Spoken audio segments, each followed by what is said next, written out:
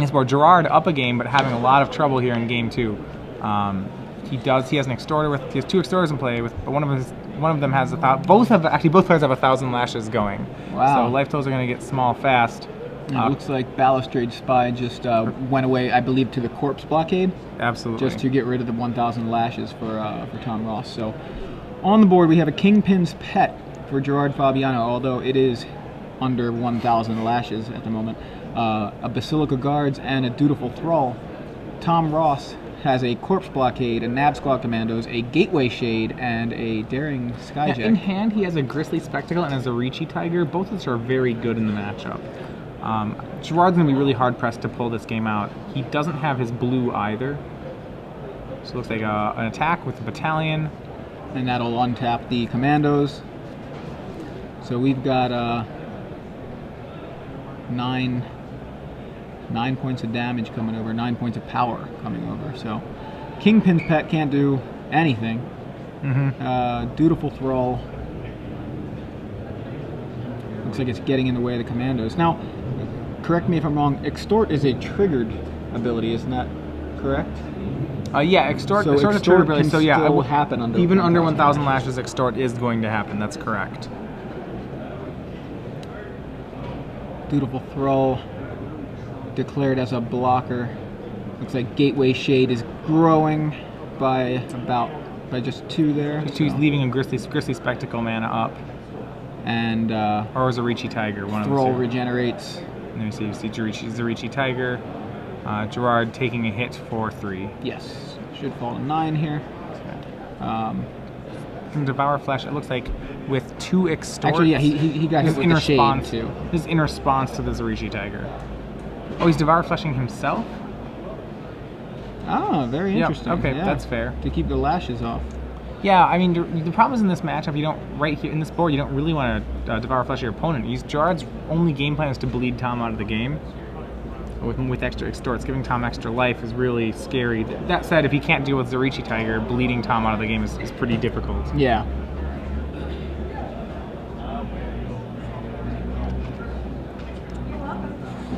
So what's in Gerard's hand? It looks like he has a Vizkopa Confessor as the last card he has in his hand. Pretty good. Remember, he could get a Grisly Spectacle from Tom if he had cast it. I believe that's there. There's just 2 cards in Tom's hand after the draw, and now just 1. Looks like Tom's going to go ahead and get in with, looks like everybody, besides obviously the Corpse Blockade, which can attack. Skyjack doesn't untap. Yeah, Skyjack stays tapped, but the Nav Squad Commandos does untap, and Grisly Spectacle from Tom Ross is going to try to chop the head off of the Basilica Guards. Right. And this is going to be a world of damage here. Tom really pushing in hard. So we see Luminate Primordial off the top. Just 1 card to mill there, but that was a big one. Yep, so he has a block and a regen. And that will be 8 damage, dropping Gerard to 2. Remember that card off the top of the screen is a Corpse Blockade. See Armored Transport, Brain Alley Broker. Yep, and we'll be going on to game 3. So we're gonna get to see a full game between these guys. Yeah. We have Gerard Fabiano and Tom Ross currently playing for a spot in top 8. Also Antonio Baldassari and Todd Davis. They're both in pod 1. Losers of their first round still have a second chance at it. They will also be playing for top 8. So kind of how it breaks down is your top 8 is going to be almost a redraft of pod number 1. It's going to be 5 players who are in pod 1, joined by 2 players from pod 2, and then the lone winner of pod 3. Pod 3, right. Very interesting. And yeah, that's actually fairly common at long Grand Prix for that pod number 1. Usually half of them go into the top. Right. If you're just joining us, we are coming to you guys live from Grand Prix Charlotte, the largest Magic the Gathering tournament ever. I'm just not getting tired ever of saying that. It's awesome. Yeah, we're actually almost at the end of the tournament. We are around 16 of 17. 17th round, actually, we'll have almost our entire top 8 at the end of round 16. We'll have 7 of the players. There will be 1 match, the finals of pod 3, to get that last spot in the top 8. We should watch that one, I think. Almost positive it will be our match for the final round. Remember, that one, if you watched us during our drafting, that pod 3 pretty exciting. The matches in the semifinals of it, we have Frank Scarron, Will Craddock, Pat Cox, and Bobby Victory all vying for that last spot. Pat Cox the Wildest Nakatl. He actually owns the art for Wild Nakatl as well. The original artwork? The original artwork. That's yeah. excellent. It's pretty cool. His Twitter handle, Wildness Nakatl. He's playing Boros today, and at least currently he's playing Boros. And speaking of Pat we have been Cox, informed. Speaking of that, Pat Cox, Frank Scarron defeated Pat Cox 2-0. So Pat not in the top 8. So possibly we might still see Bobby Victory. He's playing Will Craddock for that other spot. We're gonna check on that. If we get any information on that, we will report it. So really exciting weekend for Magic. Not only here in Charlotte, but up in Quebec. The top 8 up there has already been set, and I believe it may be underway. Yeah, what's pretty exciting, I've actually noticed, and maybe this is a streak under threat right now. Last pod we drafted with Ben Stark and Patrick Sullivan, both those players in the top 8, both 3-0'd their drafts. Bobby Victory and Gerard Fabiano also currently undefeated in their draft pods. We haven't, so far drafting on camera has been a really big boon to players. No one's lost after doing it. Well, there's a Thrall Parasite for Tom Ross. And a Basilica so currently we're in top 4 over in Quebec at GP Quebec. So if you're interested in the standard format, you can bounce over there. Their top 8 will finish just about as our top 8's beginning. And Basilica Screech, you're going to get in for 1 for Gerard. Yeah, we have Duskmantle Guildmage with an Extort, it looks like, coming from Gerard. He does not have his 3rd color online, but he's doing a good Demir impression for right now. Yeah. And I believe just a little while ago we saw Duskmantle Guildmage on camera alongside a Consuming Aberration from Gerard. That's a nice little combo. Consuming Aberration, pretty ridiculous card on its own. It's a White of Precinct 6 from Tom Ross and an Extort back. So they're going to be trading Extorts. Right now, Fabiano with the advantages, he certainly is. He has the larger creatures. Tom Ross's team, a pair of 1/1s. Yeah, White of Precinct 6 not looking very fly for a white guy. Yeah, Tom's deck, with only limited number of ways to activate White of Precinct 6, he does have 1 Balustrade Spy. He has 1 Grizzly Spectacle. Outside of that, it doesn't look like many of his cards naturally put things in the graveyard, so it's a pretty mediocre card for him. The card can naturally become good in the late game, but in an Orzhov Mirror especially, sometimes creatures never die. Kingpin's Pet for Gerard Fabiano, and he's got 2 Extorters now on board. Yeah, it's going to be pretty dangerous. Gerard finally hit that white source. He's firing on all cylinders. So Tom's going to need to race. He's going to Grizzly Spectacle the Kingpin's Pet with no Extort. There's a chance if he hits enough creatures here that he could have a very large white. Yeah, and he hits 1. Hits 1. Interestingly, we have Guildscorn Ward coming out for Fabiano. I think after seeing the 1,000 Lashes, he felt that was a reasonable sideboard. So the white now at 2/2 gets in alongside actually the... a 3/3. I'm sorry. I'm sorry, the Bane Alley Broker. Right, exactly, sorry. Yeah. No, that's always confusing because you say, oh, 2 creatures, it's a 2/2. But no, you actually have to add 1, which kind of makes the card a little interesting. Yeah. It keeps throwing me off as I keep reading it fast and seeing 6 +1/+1 counters because it's White of Precinct 6 gets +1/+1 or something, or 6 +1. What? How big is it? Gerard accepting the invitation to race. He bashes back for 3. That'll put Ross down to 12 life, and then he's going to play Orzhov Keyrune Extort. So despite the fact that Tom Ross grew his White of Precinct 6, Gerard really with an upper hand. Yeah, and the Thrall Parasite, mainly just there to extort. I mean, it's just a 1/1 with extort. The other ability is kind of secondary in this particular match. Being able to remove a counter from target non-land permanent. But interestingly, kind of hoses Simic a little bit.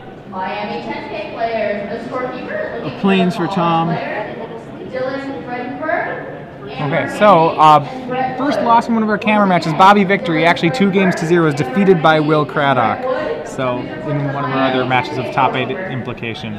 Salt Griffin comes down for Tom, and Extort is taken advantage of, and the Parasite and the white coming across yet again. Right. So the flying blocker is going to stop the beats from Basilica Screecher. Tom's starting to stabilize here. Remember, he has the larger creatures. He really just needs to make sure that he doesn't get extorted out. In response, we're going to see a Devour Flesh from Gerard Fabiano. A little late of a card. I think he had to opt whether or not he wanted to extort with it. The problem is he has taken damage already from the white, And now Tom will get the opportunity to extort. Got the opportunity to extort with Throw Parasite, so a little late there. Well, Throw Parasite is the chosen sacrifice for Tom Ross, which I don't think is a surprise Seems to like anyone. the correct one. Gerard drawing a second blue source. His hand is Island, followed by did not catch the other one. Interestingly enough, that Island is his 7th land and will allow him to activate both modes of Duskmantle Guildmage. 7th mana source. Yeah, sorry, 7th mana source, not Right, land. 6th land, 7th mana source, right. And he plays a Mind's Eye Drake. Mind's Eye Drake with Extort. With Extort, exactly. So that's going to set up a nice defense for him. Now that Tom can't attack, as long as he can hang on to the defense, Duskmantle Guildmage can do a lot of milling here. Yeah, we might see that Guildmage doing the majority of the work. Right, that's certainly Tom can't the deal main with it. target of Tom Ross right now. Yeah. The card he needs to take care of. He's got a black card in hand. I don't know if it's removal, but His hand, yeah, he has 2 planes, it looks like, and 2 unknowns. a black card. Does he have Syndic of Tides? Is that what that is? I don't know. It's a white card. He's moving it to the front. It may not even. No, it's a Zerichi Tiger. That's something That's actually an excellent card here. Gonna help him. So he plays the Tiger. Because of the life gain, Gerard, if he draws an 8th land, instead of going Activate Mill, might opt to go Mill. Because of the fact that Zerichi Tiger is very hard to race on this board. Milling 4 a turn, not a fast clock, but not an unreasonable clock either. Kind of comparable to a Grim Lavamancer sometimes, where you feel like you're doing a 10th of their life total, while you know doing 4 or milling 4 a turn is kind of a 10th of their deck. Exactly. So, although the good news on the milling front is they're doing some damage for you by drawing a card every turn. And you untap, so Gerard's going to play Basilica Guards with Extort. Opting to do that over a Duskmantle activation. Yeah, so he's just going to pass. He doesn't have double white, so he can't leave up that key rune. Either way, Tom's got plenty of time. If he can draw into a kill spell, he either needs a threat, a way to deal with Mind Eye Drake, or he needs a way to kill Duskmantle Guildmage, and then I think he'll assume fairly good control of this game. Gateway Shade for Tom Ross. Yep. Remember, Tom with no extorters in play, he's really just playing a creatures deck. He also has a Prophetic Prism. He's opting not to play, possibly waiting for. I mean, it's not worth the creature. Just extort creature. Also, the Zerichi Tiger activation is more important than the immediate cycle. Right. Gateway Shade's a pretty good card here. You can pump it up to a 5/5 based on his current mana. Syndicate Enforcer double extort made by Gerard Fabiano. It puts Ross down to 9. And at this point, Gerard will be able to bleed every turn. When he draws any card he draws, will be capable of a triple extort. If he draws a land, he'll be capable of making a mill 2, lose 2 play. So he'll be able. Zerichi Tiger will need to be tapping every turn. Gerard debating now if he wants to attack with Mind Eye Drake. That's a Godless Shrine, not a gate, right? Oh, you're absolutely right. He can only pump it to a 4/4, not a 5/5. That's what I was. Good call. You see that duel, and you're like, oh yeah, he taps duels for 2, but no, you're right. It's a Godless Shrine. So Gerard decides it's better to stay back. I like that. He has a lot of inevitability going on. Right. He's presenting a huge defense, and he's got the extort. That looks like a Prophetic Prism for Tom Ross played up off the top of the screen. Maybe we can get them to shift the cards a little bit onto the screen, just make a little bit more room. Interestingly enough, so here's what I would like as a play here. Gateway Shade is going to attack as a 5/5. So right now he can't block it. Eventually he will want to chump it. He can make this a cool play if he has 3 mana up of leaving back Mind Eye Drake for a...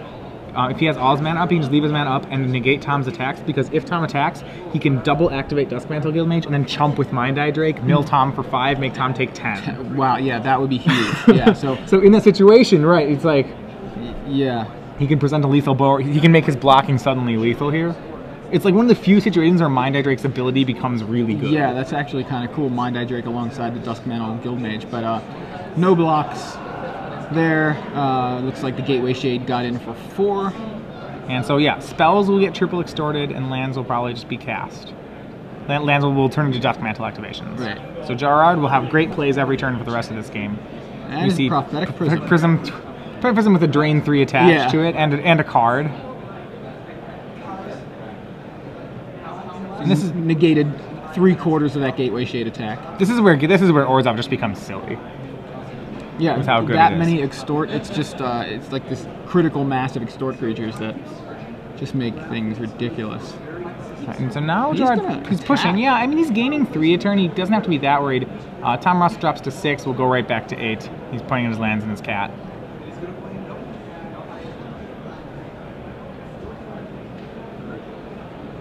Land off the top, I believe, for Tom. I think it was a Plains.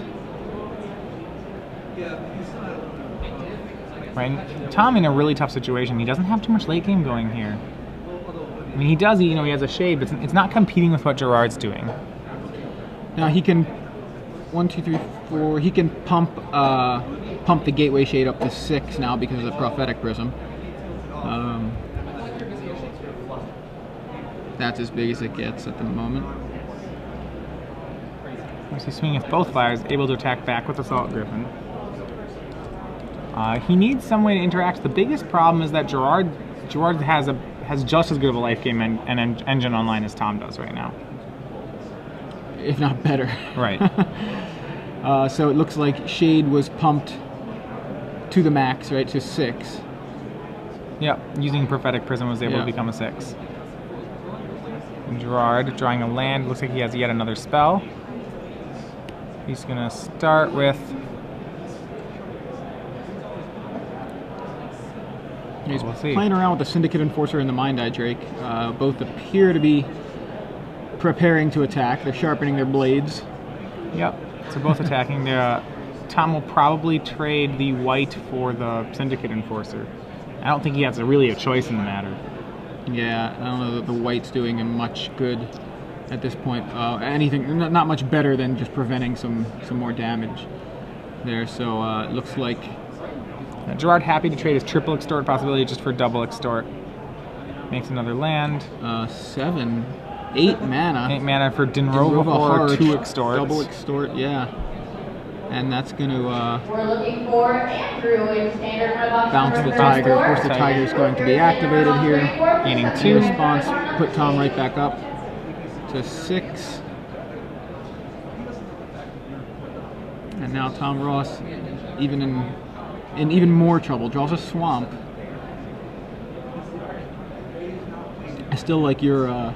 I kind of want to see him. You want to see that not- Mind Eye not Drake attack play? with Mind Eye Drake. He's like, leave his mana open, and he's like, yeah, come on, Shade, bring it.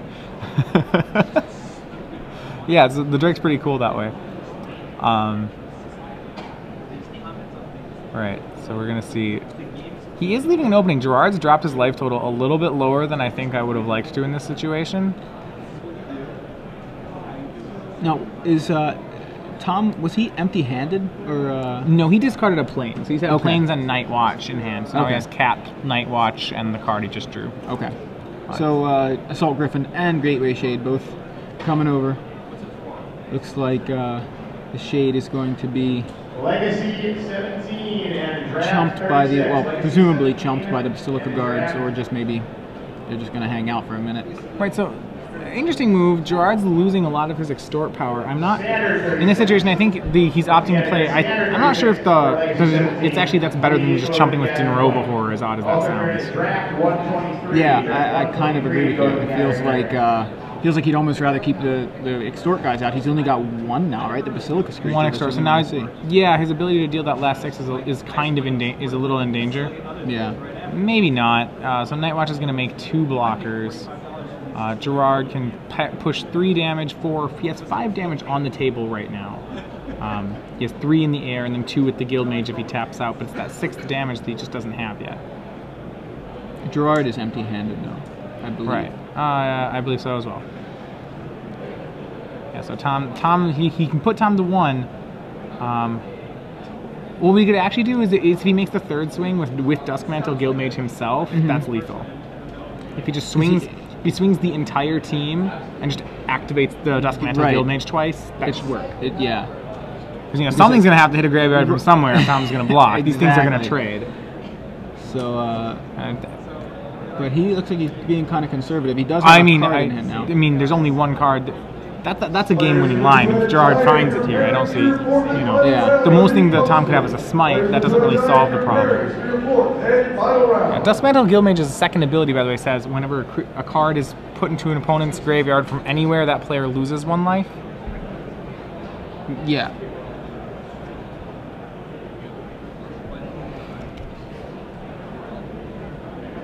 Yeah, so he's swinging. Yep, so he's looking at what's going to happen here. He's laying out blocks. It looks like he's found that. So if he finds it, this should be good. Check it out. And I think he's just going with the 2. So the Mind-Eye Drake and the Basilicus creature, I think. Oh, he's still thinking. He's still looking. Right.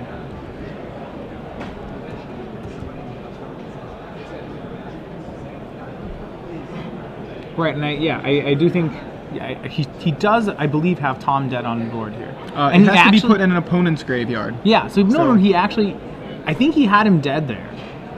But he didn't see it. He didn't see it. Yeah, so and correct me on the line if I'm wrong on this line. If he activates, swings the team, activates the Guildmage's second ability, and then mills Tom for 2, Tom's taking 3 in the air, 2 from the mill for 2, and any block that Tom makes will cause a knight to die, and that's point number 6. Yeah, I agree. Yeah, I believe that was a right. lethal swing. I mean, the knights don't. They disappear, but they still go They to still the hit graveyard. for an instant they're there, and then state-based effects kicks them out of the graveyard. Right. We see 2 more attacks from Tom Ross.